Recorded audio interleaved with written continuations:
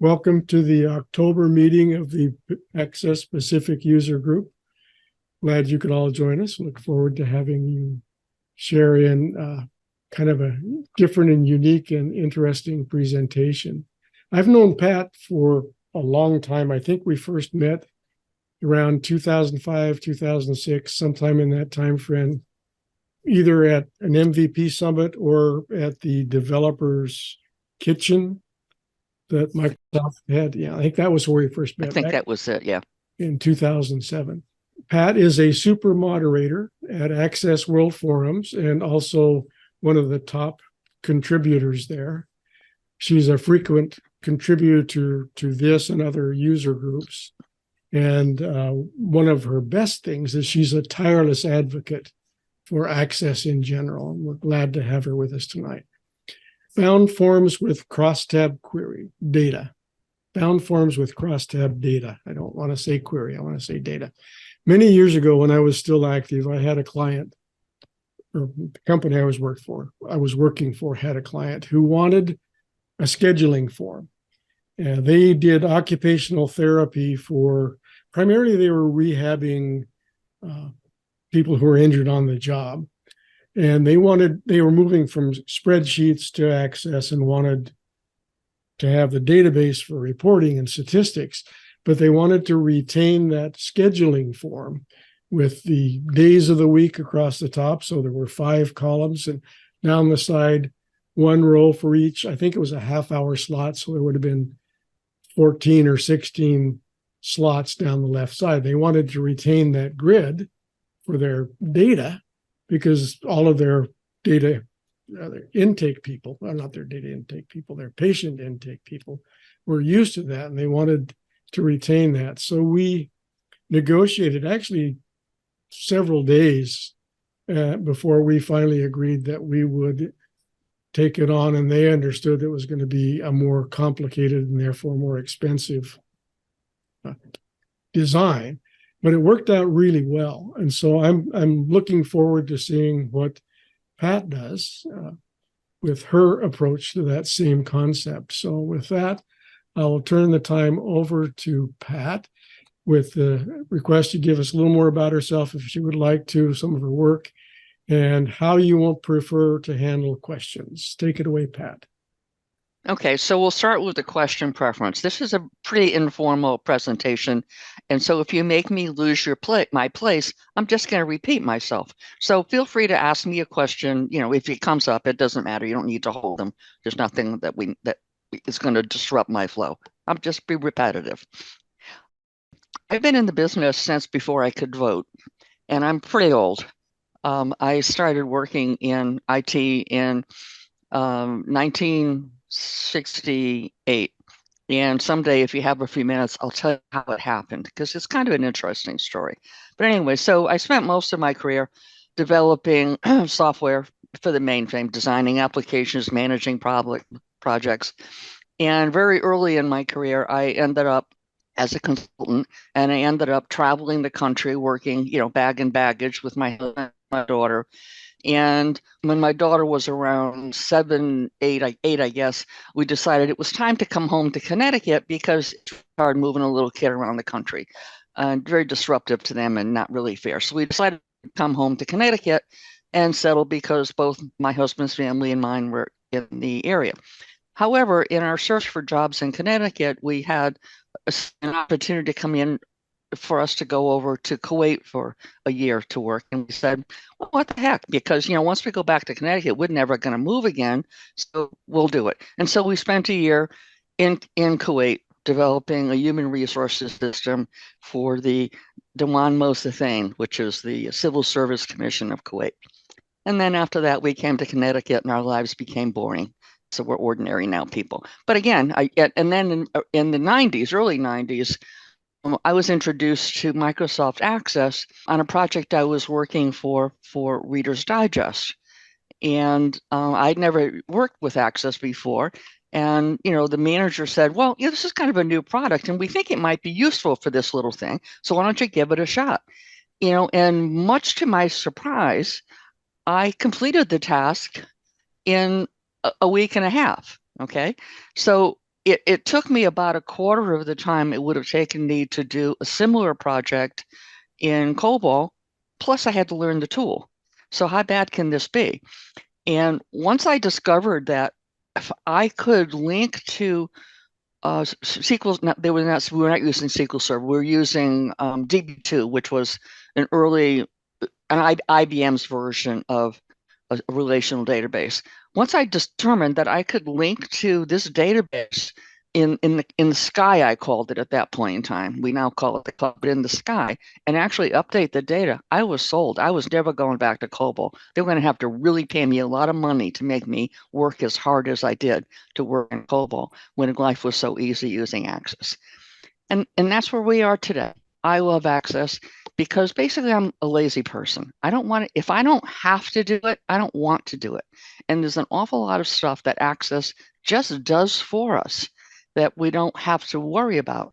And if you've never worked in a lower level environment, it's hard for you to appreciate what's actually going on behind the scenes of a form. There's really a lot of stuff going on that I used to have to code, and now I don't have to anymore. So with that said, I had a client who wanted to do, he was doing a forecast.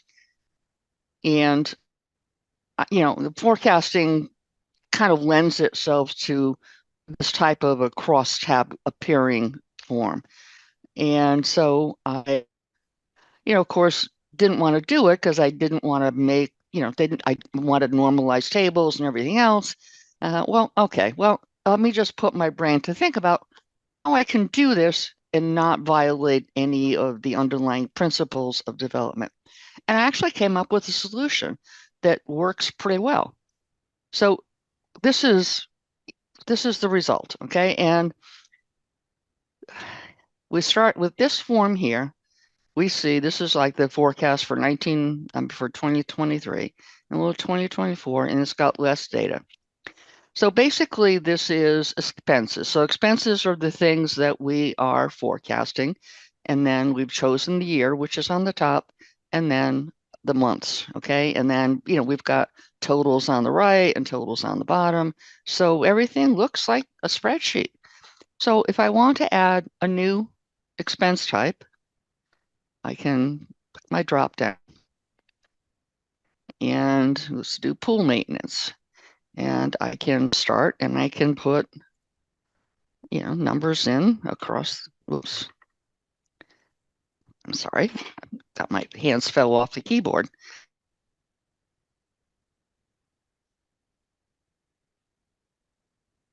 Now, each time I'm tabbing into a new cell, okay, as we look at it here, I'm actually inserting a row into a table. And there's only a couple lines of code that are making this happen. And so once we see that, we can go and we can look at the form in design view. For convenience, it's a subform. And you see that what we have is we have a list of fields. We have January, February, March, April, May, okay? Now, each of these controls is bound to a field that comes to us from a query. So I'm going to show you, and we'll look at the big query behind here.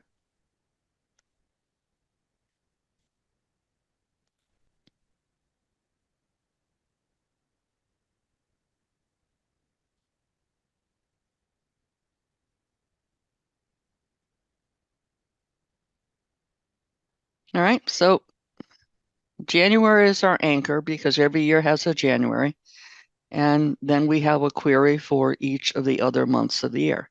So what this is doing, each of these queries uses the year from the Unbound control here on top of the form to select the year, and it selects data for that particular month, that particular year, and then it gets all joined in together. So you have this nice little record set, and it's ordered ascending by the type, which we saw was various types of expenses. And this is the criteria. It pulls from the form. So now let's go look at individual queries.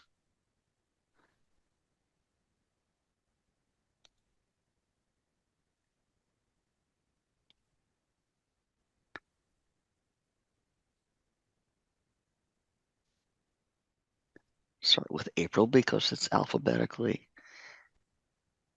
first, but the queries are all essentially the same. The only difference is the criteria. So April is the 4th month. And so what we have is we have this query pulling only data for the 4th month.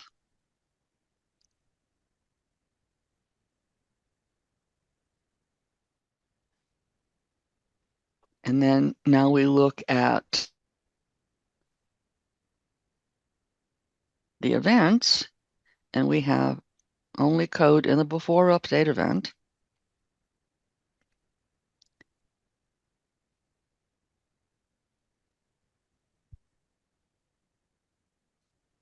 I probably should have rebooted earlier today because my access is kind of slow, and I'm sorry.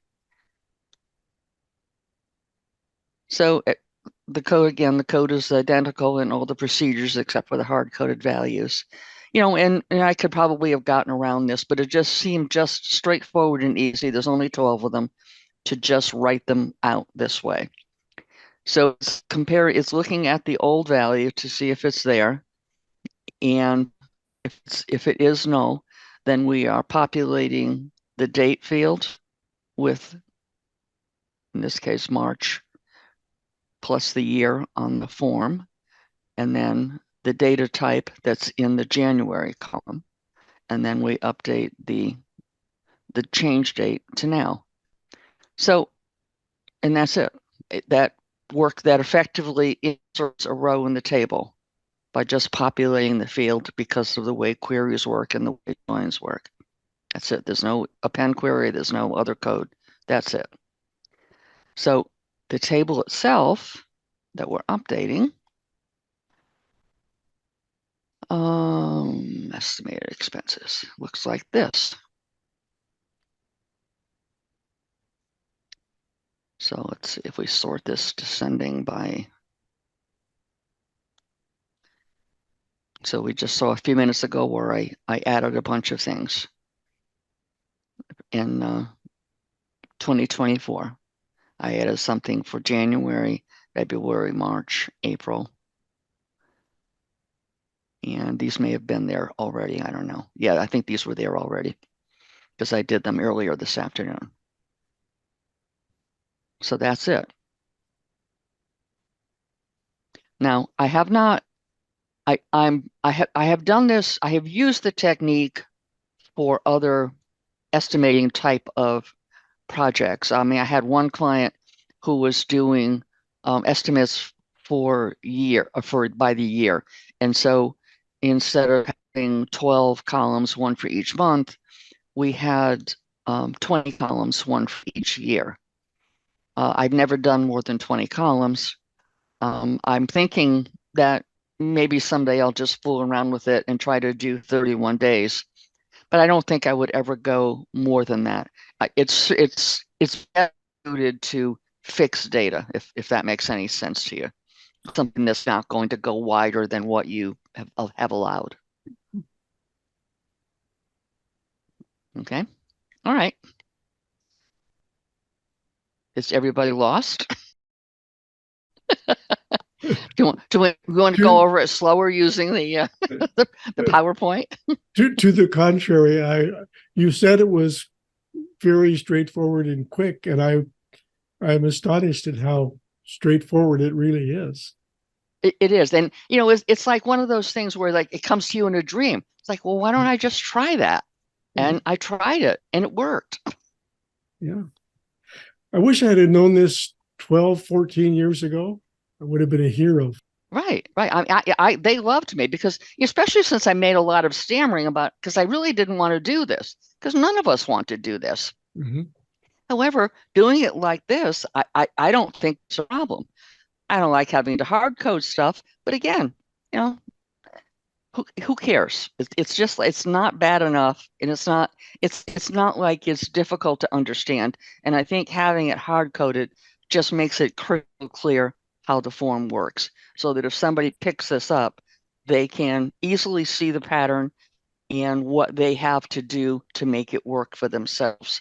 And so I never bothered trying to be cute and put these in a loop or anything. Yeah. What I'm thinking though is the kind of procedure that you would use this for is always or almost always going to be calendar based. Right. And so you can count on 7 days in a week or 5 business days.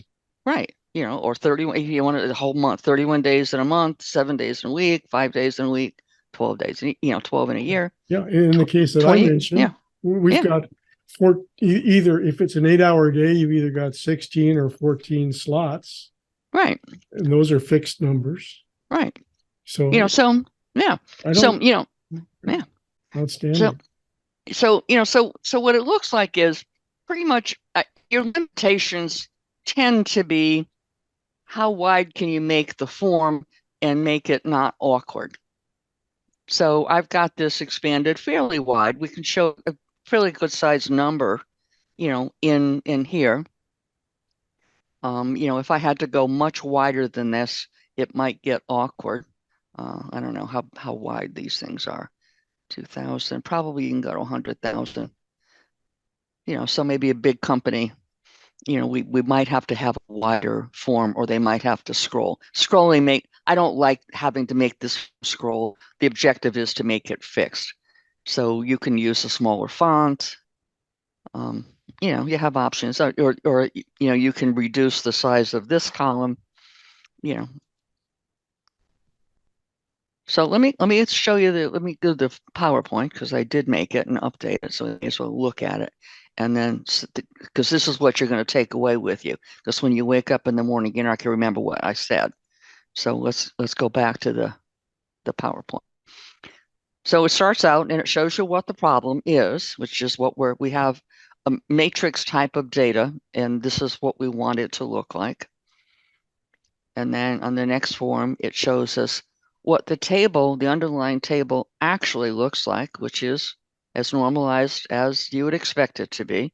On this thing, I cut off the update date because I wanted it to be narrow, but the update date is there.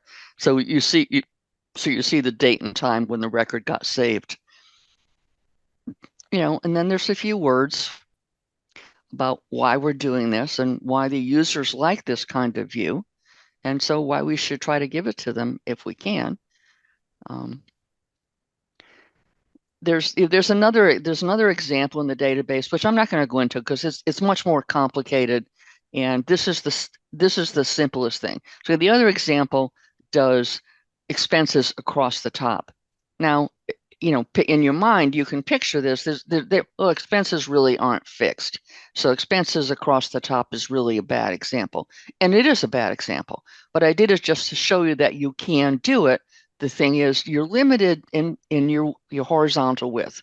That's your guiding light. You can't really do anything that's not fixed horizontally using this technique. But you can do things like expenses if you wanted to. And the schema is cut down to its bare minimum, which in this case is the basic table with a lookup for the expense type. And then it shows the data set again and what the form looks like behind the scenes. And then we have a couple of the queries, so you can see that the queries are identical, with the exception of the hard coding stuff. So this one is January and this one is September. And the names are all rational names, so that you're looking at January, you're looking at September.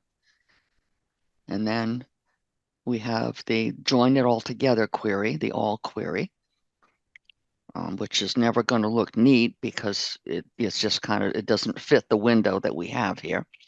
But I tried to show at least most of every query that's on here. But the queries are all identical with column names that refer to the table. And then we have the code for each control, which is also straightforward and hard-coded. And it's just the month, which is a variable. The day, we're always going to use one because I wanted to use real dates because it's always easier to use real dates in a database in a table like this rather than month and year. Then you don't have to worry about what your dates are. Everything is a date, right? And then there's a couple of other interesting things in the example, and that's what the rest of this is. This talks about resizing the subform. So let me show you that. So if I change the size of this form, the main form, you can see it. Let me make it smaller. All right. Notice that the subform is decreasing in size. Now, I built this originally in Access probably 2000, possibly 97, but could be 2000. So that was long before anchors and things like that were available to us. So what it does, and you might find this useful at some point in your life, is it uses a little bit of code in the resize event.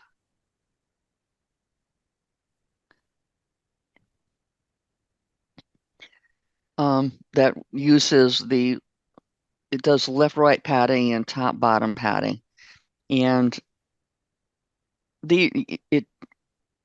I guess it's 1400 TWIPs because we're converting it to TWIPs. So these are fractions of an inch times TWIPs. And basically it's using like a hard-coded position and then an offset because that helped me visualize what I was doing. These could be all one number, it really doesn't matter. And then you set the inside height and the inside width. And so the inner subform expands and shrinks with the bigger one. The other thing that it does, I think, is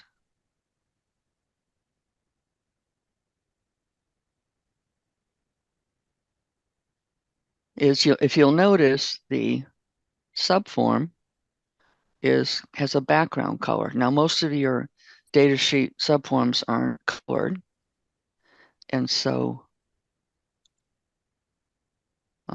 this has a background color because I think it looks nicer, but that's just me. And so this is what's making that happen. It's a datasheet background color and the alternate background color and the foreground color. And I just pick colors that I like. And there you go. I like blue. So that's what that is. And then the final thing that's in this database is a long time ago, I decided that I actually like the switchboard. I know a lot of people don't like it, but I like it. And so I copied the last version of the switchboard that used VBA, which I think was 2002. I think it was the 2003 version where they went to macros and a continuous subform. So I also have variations posted on switchboards on the Access role forms if you're ever interested in looking at them. But the switchboard at eight items is just too short. So I've standardized on 12, which is a much more rational number. And you could probably go to 16, or if you want to go to wider ones, you could make the fixed numbers, you could make these 2 columns if you wanted to do that. And the way you make it is you have to change, you have to use the same naming convention that they use, which means that the names are like option label with a suffix, okay, or option with a suffix. So that's 7. This is 6. This is option label 6, and so forth. So you just have to use that pattern when you're adding, 12, 14, 18, 20, whatever, however you decide you like it. And then you have to change in the database, in the form itself. Oops, I didn't mean to do that. Let's have to go over here where we have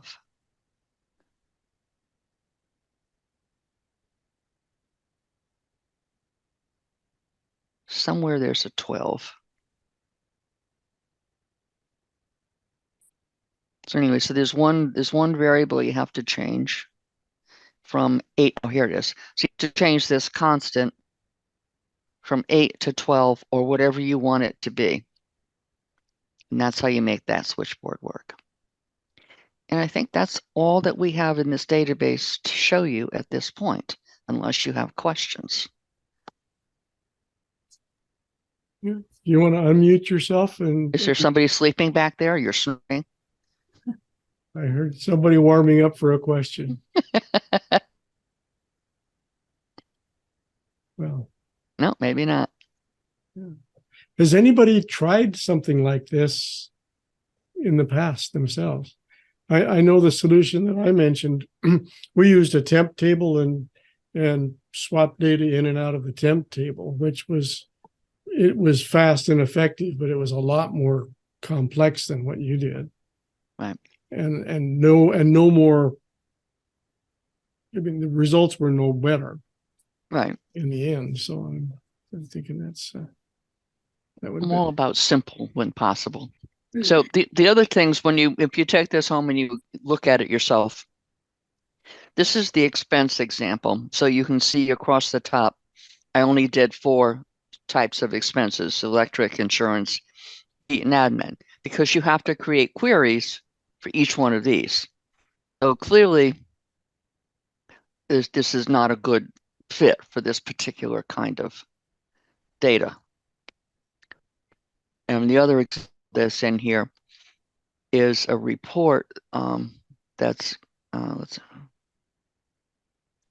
it's a report that has varying crosstabs. And so why I did this was I did it because I wanted to make a report that showed how to create a variable crosstab.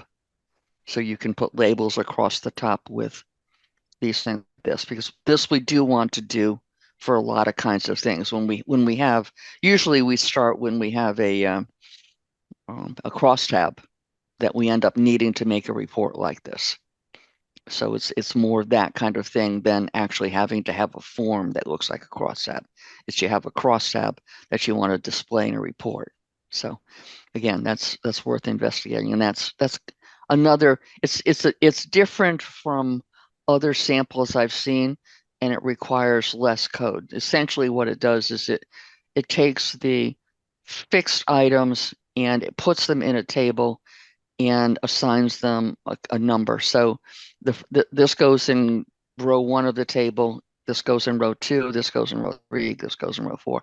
And so you have, when you're fixing the code in the form, the report, you can say I1 is, row 1 in the table is this is the label, item 2, row 2 in the table is this, because these are all named.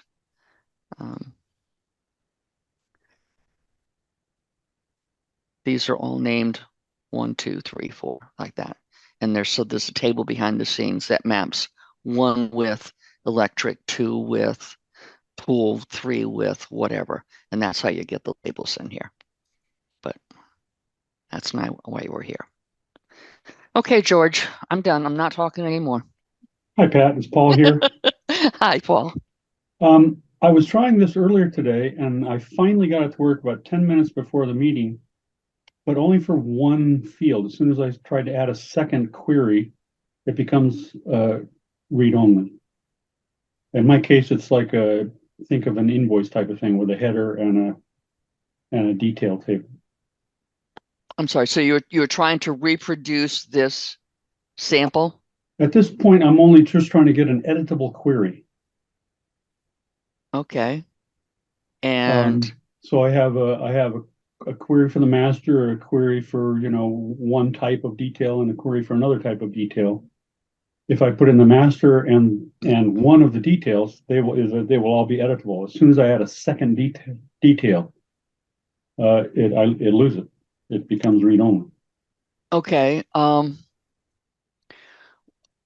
My first stab at this is what you have is a parallel relationship rather than a hierarchical one, if that makes sense. So, like, for example, Johnny takes classes. Okay, he has a math class and an English class and whatever, and also has pets named Spot and Pointer and Blackie.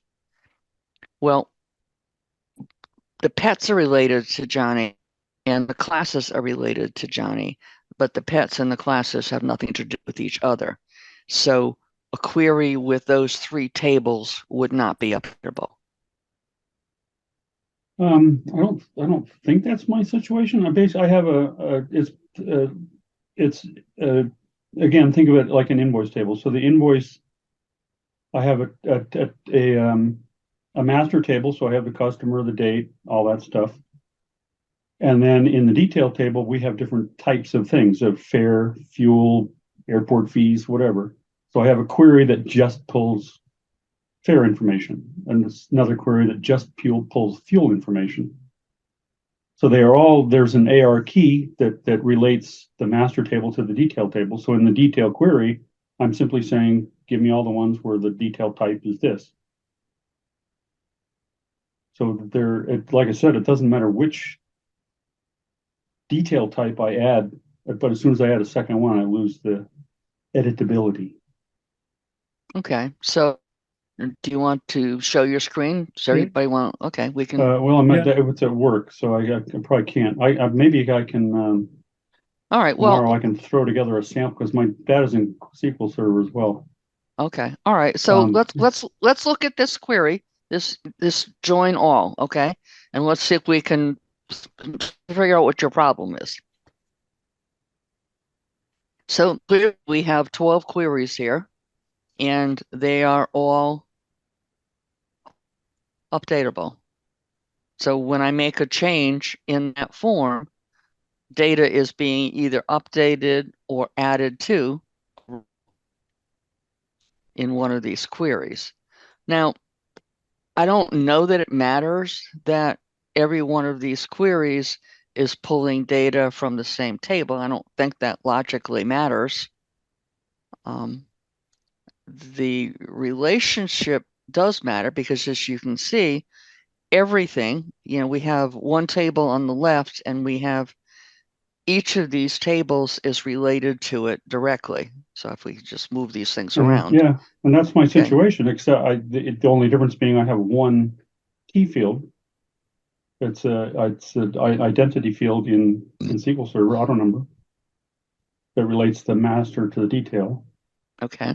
So in my case, I simply have one line going from the, and in my case, the one on the left is not January, it's my master, but it is kind of, as the name might imply, it's a master, so it has everything. And then there may or may not be detail records for the basic types. That was maybe there's no gratuity for this is all limousine reservation stuff. So I have one line going to one query and it works great. As soon as I add a second query with its own join line of the same type, left join, it no longer is editable. Okay. And I'll this is difficult to describe. I'll try and throw together a sample that's kind of self-contained and post it tomorrow, and I'll alert you so that you see it. Okay. Well, you can do that, and I'll take a look at it. And of course, the sample will probably work fine. Well, but that will tell us something, okay? And what it will tell us is that this technique might not work in SQL Server. I don't know because I haven't done it in quite a while, and it's quite possible that I have not done it in SQL Server. I can't think of it. I'm working in Access, but with linked tables. Well, I understand. Okay.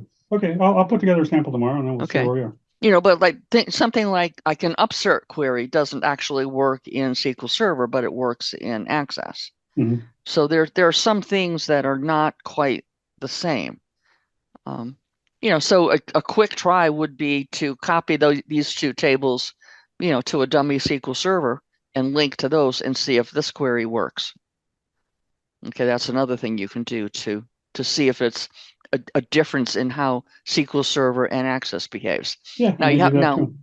Okay. Now make sure that everything has primary keys. Okay. Because remember we have this. There's two tables involved in the join.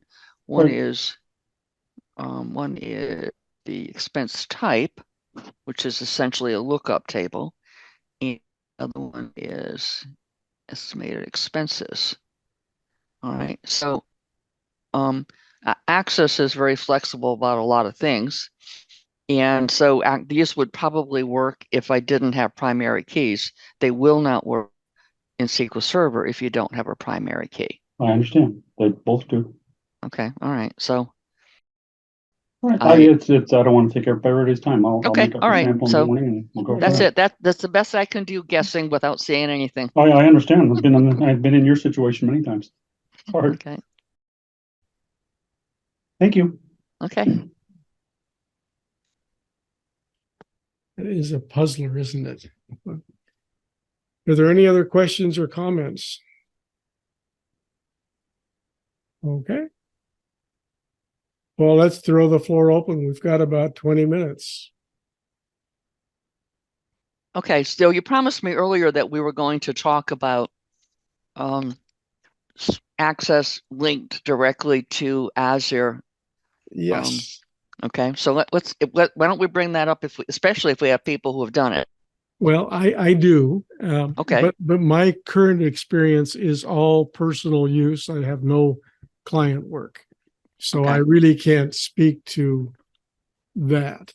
Well,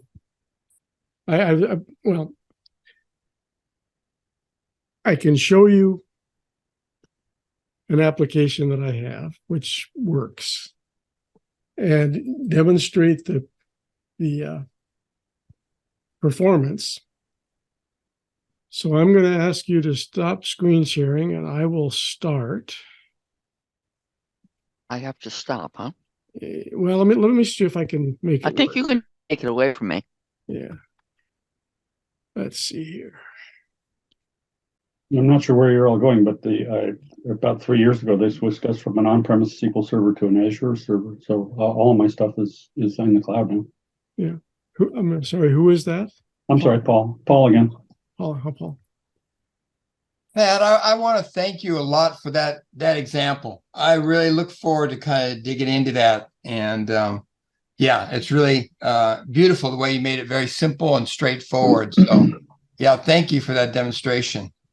You're welcome. I hope you enjoy it and find a use for it soon. Yeah.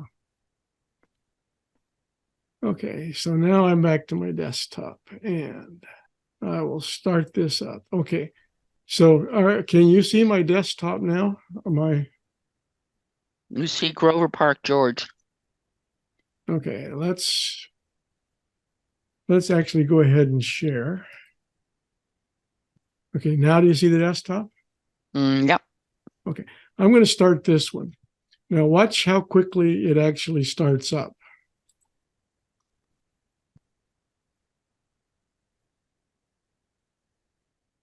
And now it is ready to go. Don't load any start forms or anything. This is the one that this is the least personal. Uh-huh. Okay. So I track my walking. Now this form is bound to a list box, which is bound to a view in SQL Azure. And I'm doing summary. These are all aggregates done in SQL Server and bound to this, and the view is bound to this list box. If I put in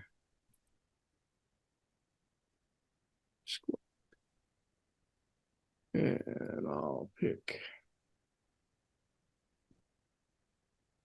I didn't go yesterday. Oh, no. Well, yesterday we had two meetings that I had to attend. One was the Access User Group Europe, and the other was another thing. So that loaded yesterday, Monday's data. This list box here is again aggregate data doing calculations. That's how fast it runs against SQL Azure. Now, granted, it has only two list boxes, and 1, 2, 3, 4, 5 combo boxes. So these are bound forms These are bound forms, yeah. linked to using linked tables. They're using linked tables, yes. Okay. Well, Well, actually, this is a query. This is a local query running against two tables. okay. Exercise type is a subtable of exercise. Now, it doesn't show the primary foreign key relationship on the linked tables, but it's filtered against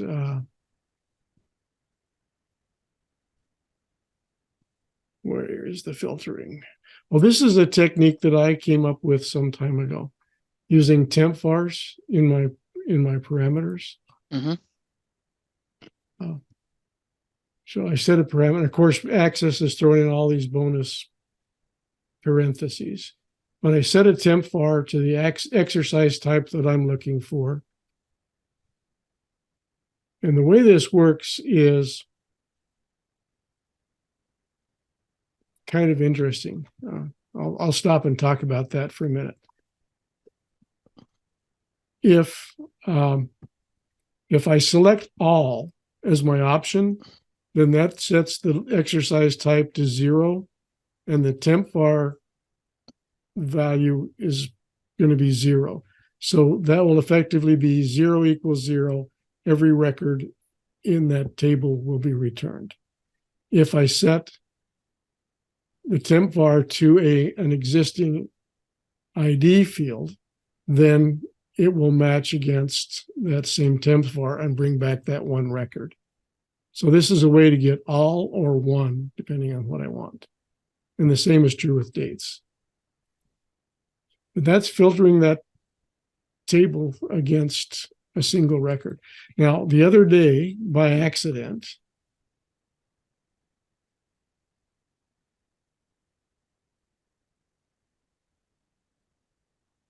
I did something not very clever, and I'll show you what's going to happen. Let's go back to 1st of July. And I've got it set so that it updates this one. But if I bring it back to the last date, now this is how long it's going to take to crunch those numbers. So that's bringing back what? July, August, September worth of data. 34 records in a list box, and all this aggregating being done on the fly. So that's the performance I'm getting off of SQL Azure. Okay. All right. So I don't think you have enough data perhaps to make a difference. True. So but I mean that's probably true, but as I just said, I'm filtering down to one record. So if you're pulling a single record off the server, that shouldn't matter how many millions of records are potentially there. You'd think. Now, my problem, as I mentioned in our other discussion, was this was a few years ago. This was when Azure first came out, so it has to be close to 10 years ago. And I was purchasing whatever the cheapest plan was, because all I wanted to do was just test to see if I could get it to work. Well, I got it to work, but the response was so unacceptable that I really ended up not pursuing it. We ended up using Citrix. But the tables, I probably had I don't know, 500,000 rows in at least 4 or 5 of the tables. I don't think anything was bigger than that, but that was just a pretty good size. And the tables were not going to get any smaller. They were going to get bigger, Yeah. which is one of the reasons we had moved it the year before to SQL Server. And, all the queries, the database is obviously, the schema is not optimized. It's all the right indexes and everything else. The queries were all as simple as I could make them, and they didn't use anything that couldn't technically be passed through, because that does impede the process to some degree and access causes SQL Server or whatever the relational database to send down more data than it needs to, and then the query gets processed locally. So it should have, all the queries should have technically passed through and returned one record at a time. But I couldn't get anybody to help me either at the hosting company, because Yeah. they just didn't I understand don't what was going understand. on. Yeah. Okay. Yeah. Yeah. Paul, yeah, I'm like I say, I'm heavily filtering all this stuff so that I try to pull the minimum number of records. Right. And I think that makes a difference. Right. Like I say, I think the biggest table here has probably 14,000 records at the most. Okay. And they're all pretty much the same. This is an interesting project I started a couple of years ago. Let's look at eggs. See, my husband would have loved this. I swear the man had a crush on one of the women at the supermarket, because he went to the supermarket almost every day. Well, I like to go often because I like fresh. I don't like canned stuff, so I like to. Right. Well, he did too. But we used to tease him about that. Yeah. But you just look at over the years. Eggs for a long time were very stable in price. Yeah. It went from 17 cents each to, last time I bought them in a dozen, it was 8 cents a piece. Wow. That was on sale that day. I guess so. So the typical price was 28. And then if I buy them in in the 18 pack, then it's still, it's still so. But this is again I'm not sure how many records are in this table. A couple thousand. You need to buy your eggs at BJ's. Oh, I'm lazy. But the point is really that right. I'm not seeing. I mean, I don't know how this would work if you had 10 people hitting the database at the same time. I mean, for my purposes, this is more than adequate. Yeah, I couldn't get it to work with just me working. So when I never upsized it. I just tried this for like a couple of weeks and I just couldn't get it to work. So we just went with Citrix, and I chalked that off to not ready for prime time. And that was where we left it. Can you put this in design view and show us how you link to the tables and what your relink thing looks like, please? Yeah, you know what? I'm just also thinking several people are swearing at me because of the font size, the size of this screen. Yeah, I know. I just remembered I should have done that before Right. I've got my nose almost touching the monitor so I can read it. Yeah. And it'll get shadow boxed if your monitor isn't 16:9. Yeah, I'm doing this in a hurry. I'm sure I could do better if I were. Gosh, must be nice to have 3 monitors. Well, one is the lap. I mean, I can just imagine you're just like surrounded. You might as well have a wall. The third one is the laptop screen, which I don't use. Okay. All right, so there's the data. Let's get properties up. If you close the form and open it again, it'll only go as big as it can. Yeah, let's try that. Thank you.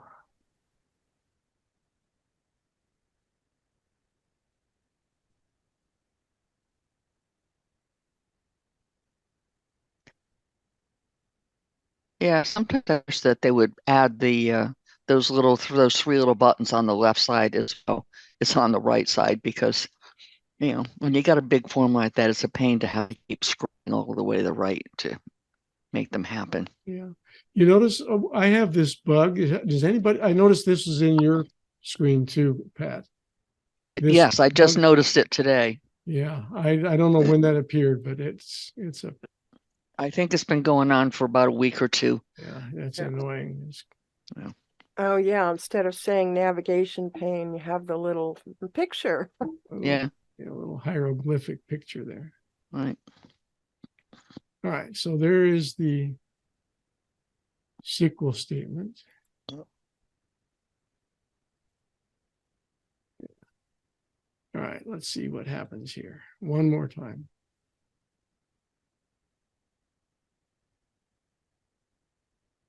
Yeah, so you close the form. I don't want to see the query. I don't really care about that. And it could just be, George, you need to close access and open it again since you resized your monitor Yeah. while access was open. Oh, yes, that's That's probably the case too. Yeah. It's very confused.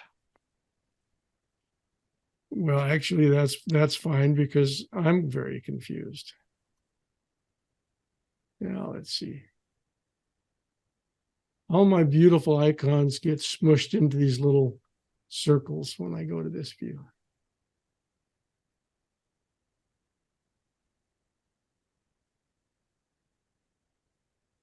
Come on, come on, come on, come on.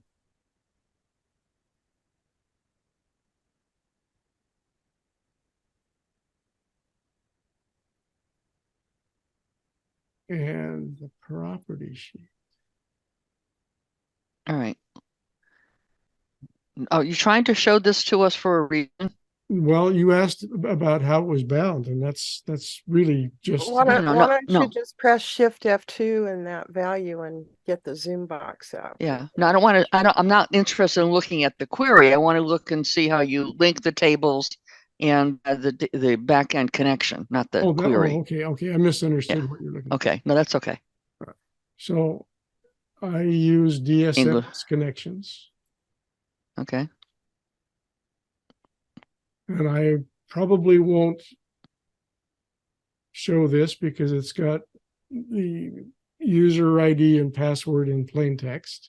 Okay. But how about the database manager? The one that does the relinking. What does that show you? I've got this stupid zoom bar over the top here, and Yeah.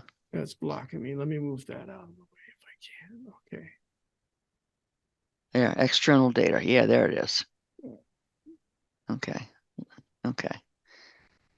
And I'm using drive. Well, okay. I've got a mix of 17 and 18. That's the server name. That's the database. If I scroll to the right, you'll see the user ID and password. Okay. And so this is the same driver that you would use for SQL Server. That was what I was trying to figure out. Oh yeah, it's exactly the same driver. Everything is the same except the server is database.windows.net, which is the Azure database. So obviously the provider will tell you what those credentials are. Right. Yeah. Now, do you use SSMS Yes. to manage the tables? Yes. Okay. How do you upload databases? Can you upload databases? Can you do backups? Because that was the other thing I had trouble with. Well, theoretically, yes. I don't have to because basically I'm myself, so I'm not really doing that a lot. But yes, I can move databases local. I can make backup. I can do anything you would do with a regular SQL Server through SSMS. And I also have the SSMA to move data if I need to move it. Okay, because that was one of the other problems I had was, like, for example, if when you're developing, okay, you frequently want to copy your production data into a test database because you like to have up-to-date data, but Right. clearly you don't want to be working with production data. And so the easiest way to do that is to drop the database and just copy, make a backup and then restore the backup or something Yep. like that. Yep. Okay. And I could never do those things myself. I always had to file requests and let the host do those. So you're telling me you can do those yourself? On Azure, I'm not sure about restoring. I would have to go and look. Okay. I regularly do it manually just to make sure I've got a good backup. They offer a backup service. Of course, they charge for that. Right. But no, actually, that's not true. They should do some kind of backups there's without. like a 7-day rolling snapshot of the Yeah. database. Yeah, something like that. So I've always got that. And I've just never had to restore one. So, my experience, again, I retired in the end of 2015. Yeah. So 8 years now, I have not done any production work. Okay. So a lot of it is theoretical. All I know is that this works. I even have a Dataverse table linked in here for some reason. So who are you using for your provider? I use WinHost. WinHost. Okay. And I like them a great deal. They're lower in cost. They're not the cheapest, but they're like kind of middle of the pack. But I can have as many SQL Server databases as I want. So I can do what you just said. I have a production and development version up there. Right. This one happens to be on Azure because I wanted to see if I could do it on Azure. A lot of what I do is just let me see what happens. So what's the difference between Azure and SQL Server for this purpose? Well, for my purposes, not a lot. Azure has things like, they have a much broader range of services that they support. And somebody who uses it in production, like Paul, probably has a better handle on some of those other things. Okay. And I wasn't prepared, and I can't think off the top of my head what else. They offer service recommendations from time to time, in performance improvements, things like that. There's pretty much anything you can do. They host websites. I actually had a website hosted there for a while until I got the first month's bill. And it was for 1 month more than I spent in a year on my other website. So I don't have that anymore. Wow. But I also have a Blob storage account up there. I can talk about that.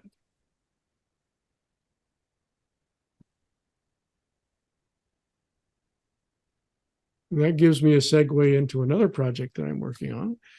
Appreciate you guys not bailing out on me as I started randomly talking about stuff. It's my fault. They can yell at me. No.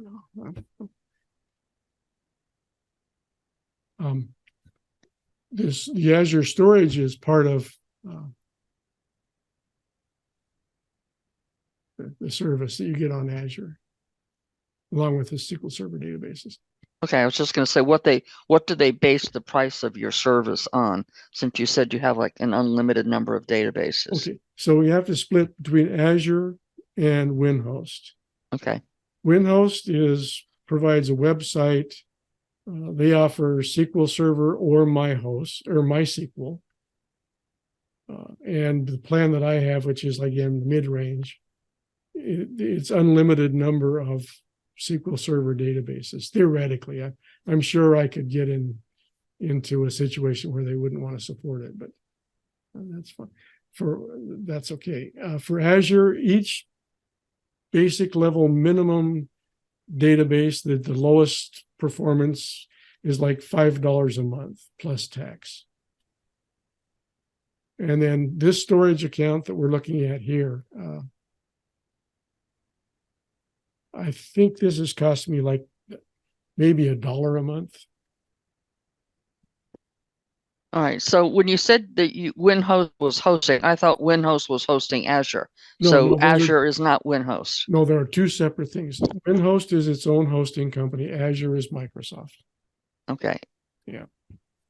So this library project that I have talked about, actually, that's not the one I want to show you. This one is. This has been one of the, I'm doing this one. The town where I grew up has this library. Right. Somebody donated, I think the total is right around 2,000 books. And they wanted them in a database, a searchable database. And they had no idea what that meant. So I offered to build it, and I have built it. And at this point, I have, like I say, right around 2,000 books cataloged. But I store the cover images in this Azure Blob storage. And the last bill I looked at, I think it was less than $1 for that month. Okay. But that's something that they offer through Azure. What else? There are things that I can't imagine I would ever use. Data Lake, which is some sort of data warehouse, I think. But you pay for the services you use. My Azure bill runs like $5 a database, probably about $10 a month for 2-day basis. And that includes that Azure Blob storage. Okay. Oh, and I just read something yesterday.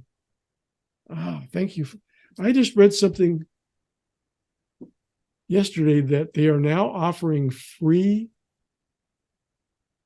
one database through SQL Azure, and I don't have the details. And I was going to follow up on that, and I didn't have time.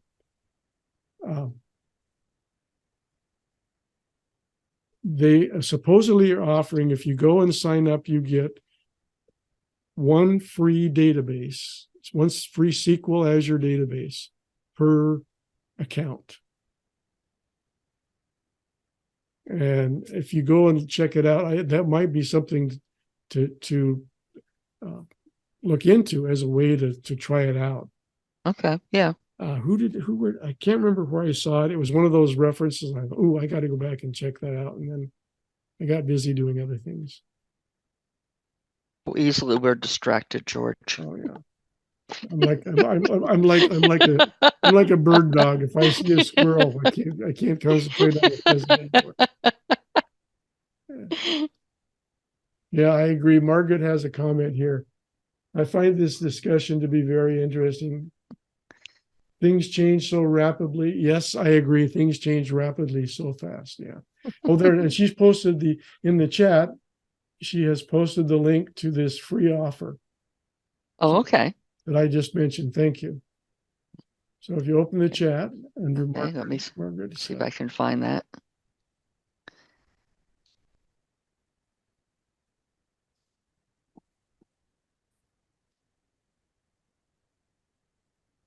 It's learnmicrosoft.com. Okay, all right, let me go pull that up, and because maybe that's what I'll be doing for the rest of the week, because that sounds interesting.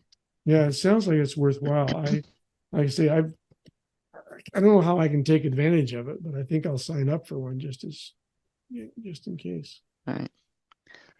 So I'll tell you what brings this to my mind for the rest of you who are just wondering why I'm so obsessed with this at the moment. I'm helping a user on Access World Forms. He's developed a product that he is selling, and when he told me what he's doing, I was absolutely terrified for him because of what he's doing. And so I'm working hard on trying to figure out how to get it straightened out, because right now he has 5 paying clients and he is commingling the data, and the data is such that there could be personal, if the data were hacked, the personal database would be detrimental to the people who are in the database. And so, and so even though he's using a third-party hosting company, he's kind of the middleman. So his clients are contracting with him, and he is hosting the database. So I'm trying to work out how to get him out of this situation as quickly as possible. But there's a lot that's wrong with the database.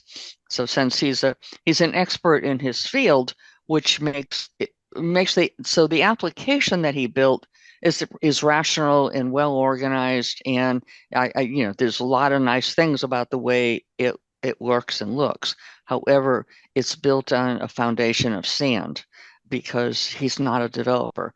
It doesn't compile, okay, which is always a bad way to start. He doesn't use option explicit. None of the tables have relationships. I'm assuming that they have indexes, primary keys, because otherwise he wouldn't be able to update it with access. And somebody told him that he had to use unbound forms. So here we have a non-programmer trying to do unbound forms. And as I look at the code behind the forms, there's no validation code. So he's not validating any data either. So, I feel like this is like a dumpster fire here. Yeah, you could, if you can help, that'd be wonderful. Did I hear you say he's commingling client data in the same database? Yes, yeah, and he's using queries to separate it. So that this customer sees his own data and that customer sees his data. So I'm not saying it doesn't work. All I'm saying is it's a very dangerous practice. Yes.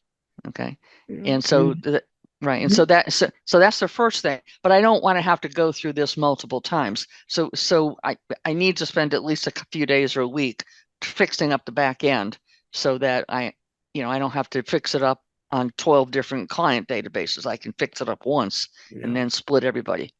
And then we move on from there and fix other problems. Yeah. Yeah. I mean, you just stopped my heart there. I'm going. Right. I'm having, since I found this out 2 days ago, I've been having trouble sleeping. I've been so worried about him. Yeah. So Paul pointed out, before Paul has to go, but he pointed out that his organization uses the managed instance, which is another factor that I was forgetting on. You can have either your single database that you manage, or you can have a managed instance where you do all the administration on that instance yourself. Right. And I'm sure that's a much more expensive level of service. Right. But it's also much more performant, I'm sure. Because right. You're not sharing space. Yeah. Right. So this all came about because he was having some performance problems. So one of the things I just happened into, he showed me we started with the query that was causing the most problems. And it turns out that he was using having instead of where for selection criteria. And I didn't expect my suggested change to solve the problem, or at least not dramatically solve the problem. I thought it would improve performance, but it actually solved the problem. So it went from being 30 to 40 seconds to return the data, to instantaneous when he changed the havings to wheres. Yeah. So I didn't realize it would have that big a problem, that big a result. But when I explained to him what the issue was and what the difference was, and so he understands, but this is not his area of expertise, and so what had happened was he had built the queries using Access, and unless you specifically built a query that aggregates data, unless you specifically say this should be aware, and it assumes having. And so that's what had happened. So he had taken this query that he built with Access, he converted it to T-SQL, and the halving just went along for the ride. And so I think we've all done things like that at some point, though. sure, yeah, it's an easy fix. Okay, for somebody who looks at these things and says, well, that's not right. Okay, or that's less efficient than it could be. Maybe it's the whole problem. But it was joining 4 tables, and that it was just too much. So once you filter out all the extraneous data to start with, then the join of the 4 tables becomes much more efficient. Yeah, I'm thinking Right. At the very least, his client data should be in schemas. At the very least, that's what I would expect. Well, my suggestion is, see, I wouldn't want to be between the data and the client at all. I would not want to be responsible for data. I try very hard not to be responsible for the data. I am not a DBA. So what I really think I want to suggest for him to do is, once we get this set up, is for him to negotiate with the third party hosting company for them to set up a bunch of identical instances, and so have each client contract with the hosting company themselves, and so let the hosting company take care of the backup and the restore and all that other crap. Okay, and he probably needs access to it to manage the data at some point, but he is not the one who's responsible for the data. The hosting company. Yeah, he So should. He should be able to get a login for admin purposes. Right. And I think that will be fine. Okay. But it's the hosting company that's going to be on the hook if they get hacked, not him. Yeah. Because the way he's got it going now, he's likely to be the one to get hung if they get hacked. Yeah. And it's not going to be just one client. Right. No, it'll be all of them. It'll be all of them, boy. Yeah. So so that's what I think that's probably the best solution right now. And, that probably means that the individual companies are going to be spending more money, but I don't know how much more money also. So, because I don't really know what this is, but from what you're telling me, they could probably be spending maybe $100 a month, which is fine for a company. Because it's basically an in-house application. It's like a back office application. So, it couldn't easily have hundreds of thousands of records, but it probably shouldn't have more than a dozen users. Yeah. So that's the sweet spot for what we do. Yeah. Yeah. So. Well, yeah, I agree. My library project, that's been one of my issues trying to get it across the finish line, is getting somebody. I mean, it's a foundation.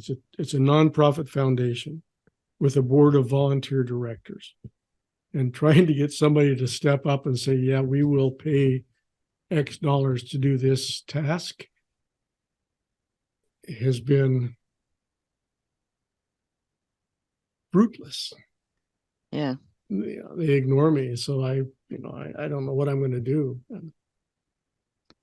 So you're left holding the bag, doing all the work? Well, I've done the work. The work is done. Okay. The question is, it's not usable unless they do something like acquire a contract to host it somewhere and have somebody write a website, to make it publicly available. And of course, as soon as I say that, that means $signs, and of course, nobody has money for that. So, right. But it was worthwhile because I had a chance to get back in harness for at least a month. And that was good. And I will do a little bit of bragging. I also ran into something else this week, which I will report back on later. But I belong to LinkedIn, not that I do anything with it. And usually I ignore emails from them. I just don't really pay attention. But I got an email 3 or 4 days ago. It just caught my eye because it said something about a charity in Bridgeport, and they have this feature in LinkedIn that they're connected with some company which is organizing like phone calls, like technical phone calls for charities, so they can connect to people like us who can not necessarily do the project, but talk to them about projects. Okay. And so this caught my eye because it said charity and it said Bridgeport, and it's right next door to me. Mhm. And so I, filled out an application and I responded to this thing. And also it mentioned access. Okay. I mean, it was just like the sweet spot. Okay. And so I said, well, okay, how bad can this be? And so I signed up for the service and I contacted them. And, the lady at the charity contacted me back like within the hour. All right. It's like, yes, can we set this meeting up? Because what she had was she had a database that either she or somebody else developed, and she wanted to be able to share it, and she wants to talk to somebody about how that can happen. Okay. Like, does she have to hire somebody, to convert this to a web app or what? Okay. So we're having a little chat tomorrow afternoon. And so I'll let you know how that works out. That's And awesome. whether I don't know, I'm really not looking for work. And now I have 2 jobs this week that I didn't really, it's like, I don't know how this happens. Okay. Yeah. Neither one of them, one of them is paying at the moment, because the guy with the database is paying me, but not a lot at the moment. And that's not going anywhere. But anyway, so if this works out to turn into a project I decide that I don't want to do, I'll just run it up the flagpole and see if anybody wants to do it, because you can do these things remotely. Yeah. But what I'm hoping is that I can help her share it on her local area network without having to actually rewrite it. That's what I'm hoping. That would be ideal. Yeah. Okay, so I don't know if you can see my shared screen. Mm-hmm. This is Okay. the classic. I brought it up because I was talking about, but this is the classic data retrieval. Right. I'm pulling one record out of 1,929. Yep. And this is actually running in PowerApps on the web. The back end is a hosted SQL Server. So those of you who are wondering about PowerApps. Now, is this part of your Azure subscription, or is this Part of separate? a Microsoft 365 subscription. Okay. I entered all 1,929 minus about 2 dozen that my brother helped with. Now I'm seeing slower response times because I've got the Zoom software, but it's going out and filtering those to bring it back.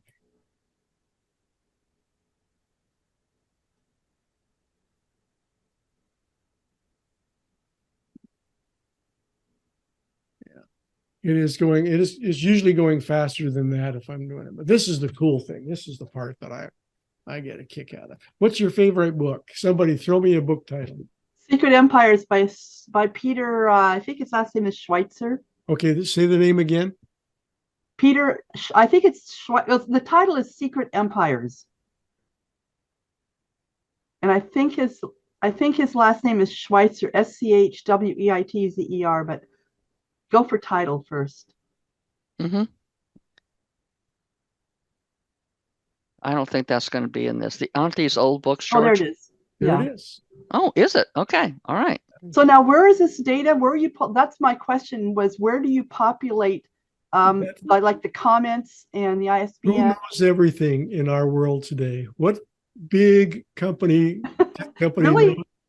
Well, Amazon doesn't have everything, but it has a whole lot. You're right. Nope, this isn't Amazon. Oh, Library of Congress? Nope, this is Google. Google. Oh, okay. All right. Coming out of Google catalog. Oh, okay. And so how are you getting it from Google? Is there an API or what are Yep. Yep, there's a very simple API that pulls it. Oh, I need to learn about that. I have this book, by the way, folks. You do? I do. Yeah, it's a good book. It's very Yeah. interesting. A little old. It's on a scale of 1 to 10 of current corruptions of 10, this is about a 2 or 3. Right. Yeah. Let's see, Yeah. my favorite. This is even older.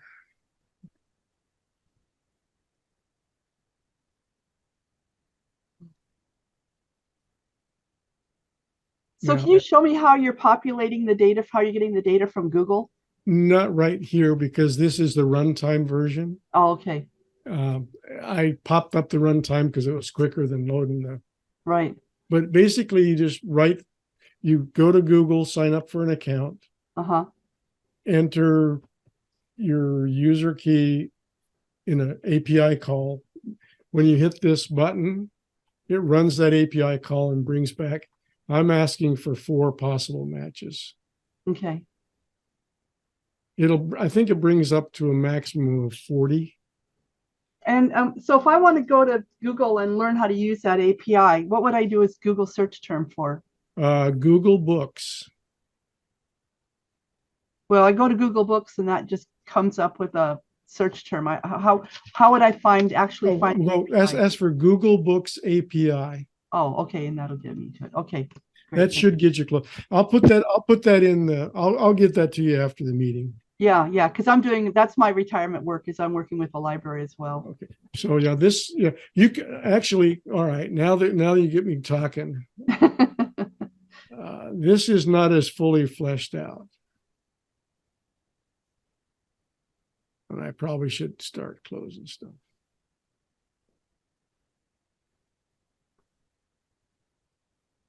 I mean, I think we talked about this a couple months ago, George. Yep. And I made a suggestion because I'm pretty sure that you can get back a bunch of things at once. Yes. Did you look into that? The short answer is I looked at it. I don't think I'm going to try. Okay.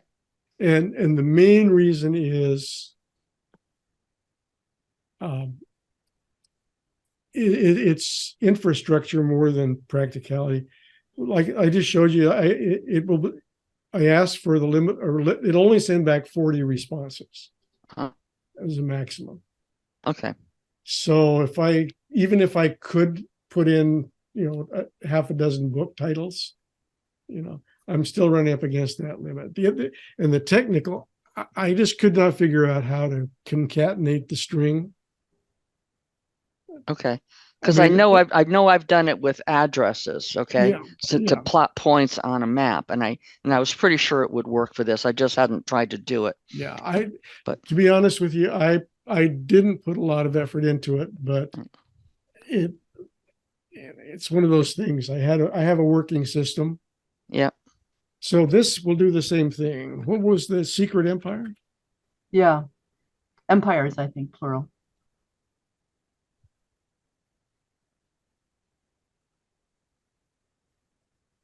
Now see how much faster Access pulled it?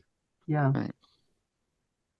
That's exactly the same information laid out for Access. Right.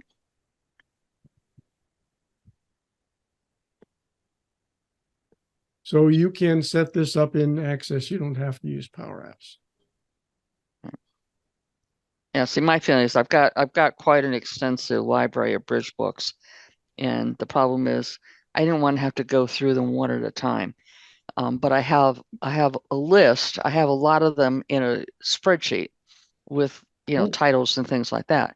And so I'm thinking, even if I have to send it to them 10 at a time, it's better than typing it in 10 times. Well, and then I did. I got from the there were volunteers. They sent me spreadsheets with book titles and authors. And it was just copy, paste, copy, paste, copy, paste. I didn't have to type anything. But you did have to do them one book at a time. Yeah, I did because of where I'm at here. But yeah. Yeah, Margaret, I think the API supports more, but as George said, free version will be limited. It'll only send you back X number, then you get it for a given day, for example. Right. So there's the Google API. Okay, let me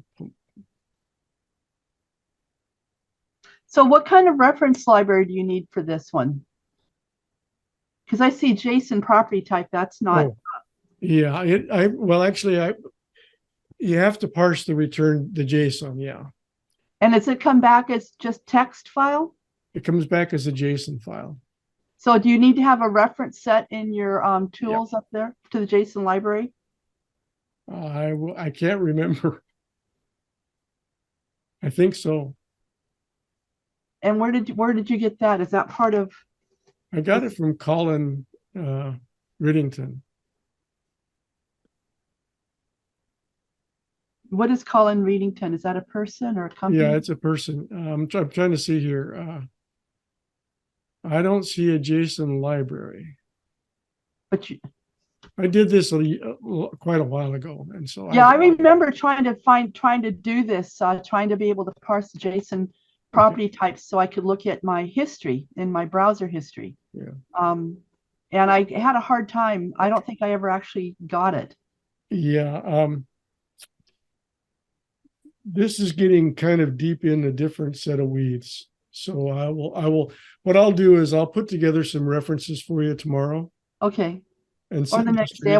I won't get to it for a week, so no rush. All right, right there. There's the script engine. I'm not seeing it. I can't see it. I can't see it. I'm kind of.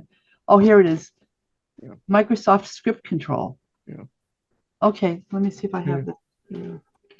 And I got the basic. I got the guts of it from Colin, and then I modified it for my purposes. And is he available online, or does he? Yeah, he's on Access World Forums or Utter Access as Isla Dogs, ISLADOGS, Isla Dogs. Okay. Yeah, he has an extensive website, and I'm pretty sure this is posted on his website. Yeah, I don't have a handy link either. Yeah, he has a free version and a paid version. So I got the free version, and you know that's not the way he says his username, George. Isla Dog, that's the way it's supposed to be. Yeah, that's that way everybody knows how it's spelled, but it's actually Isla Dogs. I know, but But yeah, I said Isla Dogs for a long time. I pronounce but he corrected me so many times. I know. We go back and forth. Isla is Spanish for island. Yeah. So I always say Isla because that's the way I pronounce Isla. But it is what is it? Isla? Isla. Yeah, Isla. Yeah. Anyway, yeah. So I'll get you some references. You can look at that. Yeah. I don't know. See, this is the problem, Pat. I don't know how I would pass in multiple titles there because it would have to be concatenated into the query string somehow. Well, I don't know. I don't remember what the syntax is, but it's you just build a string with whatever IS bands or whatever they are that you have. It sends back, a record for each one, or a can't find or something, whatever. Yeah, I find that I get probably 90% of the books, even older books. I found my own master's thesis from 1976. Did you? Yes. Yes. That's amazing.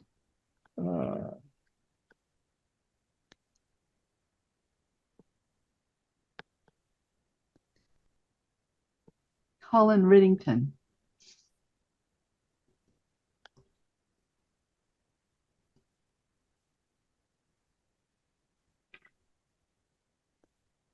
Right.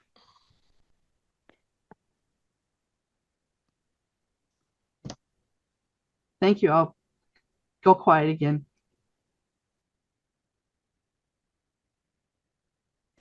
They even got the right category. Uh-huh.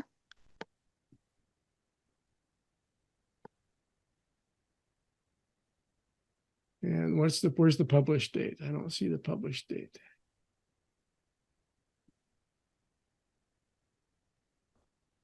Discourse for the English of Science Technology. It's down at the bottom, scanned published date year, bottom center. 1978. I forgot. Yeah, it was 1978. Oh. Actually, it was 2 or 3 lifetimes ago. It was an attempt to identify discourse patterns, but it was anyway, a long time ago. So I've done show and tell for way too long. I'm sorry. I'm going to Okay.